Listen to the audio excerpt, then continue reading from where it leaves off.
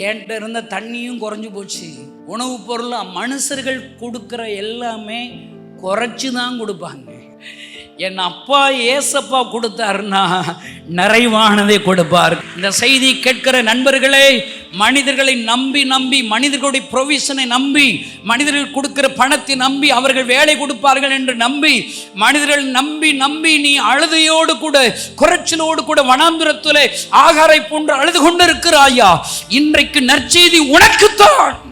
என் ஆண்டவர் பிள்ளையின் அழுகிற சத்தத்தை கேட்டார். ஆகாரோடைய அழுகிற சத்தத்தை கேட்டார். ஆகாரோடு பேசினார், அழுகிற பிள்ளையோடு பேசினார். ஆண்டவர் சொல்லுகிறார், அழுகிற உம்முடைய பிள்ளைக்காக ஒரு வாக்குத்தத்தத்தை கொடுத்தார். பிள்ளையின் சத்தத்தை நான் கேட்டேன், பிள்ளையினை அழைத்து கொண்டு அவனை பெரிய ஜாதியாக்குவேன்.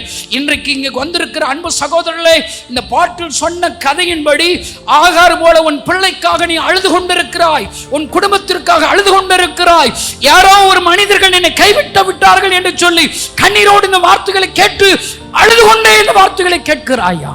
இன்றைக்கு ஆண்டவர் சொல்லுகிறார், நீ நம்பின மனிதர்கள் உன்னை கைவிட்டு விடலாம். கண்ணீரோடு இந்த செய்தி கேட்டு அழுது கொண்டே இருக்கலாம்.